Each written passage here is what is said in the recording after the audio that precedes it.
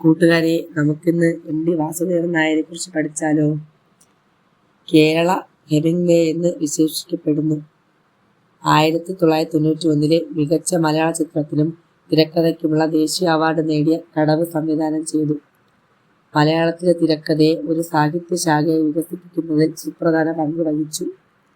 കേരള സാഹിത്യ അക്കാദമിയുടെ അധ്യക്ഷ സ്ഥാനവും മാതൃഭൂമി ആഴ്ചപ്പതിപ്പിന്റെ പത്രാധിപ സ്ഥാനവും വഹിച്ചിട്ടുണ്ട്. ദയ എന്ന പെൺകുട്ടി എന്ന ബാലസാഹിത്യ കൃതി എഴുതി. മഹാഭാരതത്തിലെ ഭീമനെ കേന്ദ്ര കഥാപാത്രമാക്കി മലയാളത്തിൽ രണ്ടാം ഊഴം എന്ന അതിപ്രശസ്തമായ നോവൽ എഴുതി. ആൾക്കൂട്ടത്തിൽ തനി എന്ന യാത്രാ വിവരണം രചിച്ചു. കൂടല്ലൂരിന്റെ കഥാകാരൻ എന്നറിയപ്പെടുന്നു. നാലുകെട്ട് എന്ന നോവൽ എഴുതി. സേതു എന്ന കഥാപാത്രത്തെ സൃഷ്ടിച്ചു. എം.ടി. എന്ന തൂലികാ നാമത്തിൽ അറിയപ്പെടുന്നു. 1975 മുതൽ 1994 വരെ സാഹിത്യത്തിന് നൽകിയ സമഗ്ര സംഭാവനകൾ പരിഗണിച്ച് 1995 ജ്ഞാനപീഠം ലഭിച്ചു. 1996 കാലിക്കറ്റ് സർവകലാശാല ഡോക്ടറേറ്റ് നൽകി ആദരിച്ചു. 1953 ലോക ചെറുകഥാ മത്സരത്തിൽ 1ാം സ്ഥാനം നേടിയ വളർത്തുമൃഗങ്ങൾ എന്ന കഥ എഴുതി. നിളയുടെ കഥാകാരൻ എന്നറിയപ്പെടുന്നു.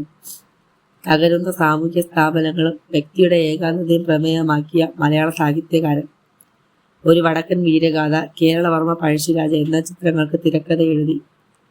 തിരക്കഥയ്ക്ക് 4 പ്രാവശ്യം ഒരു വടക്കൻ വീരഗാഥ, കടവ്, സതയം, പരിണയം ദേശീയ അവാർഡിന് അർഹനായി.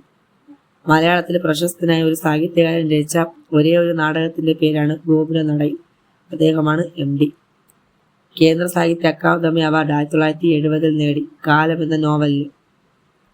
മികച്ച ചിത്രത്തിനുള്ള 1974 ദേശീയ അവാർഡും മികച്ച നടനുള്ള ഭരത് അവാർഡും പി.ജെ. ആന്റണി നേടിയ നിർമാല്യം എന്ന സിനിമയെ സംവിധാനം ചെയ്തു.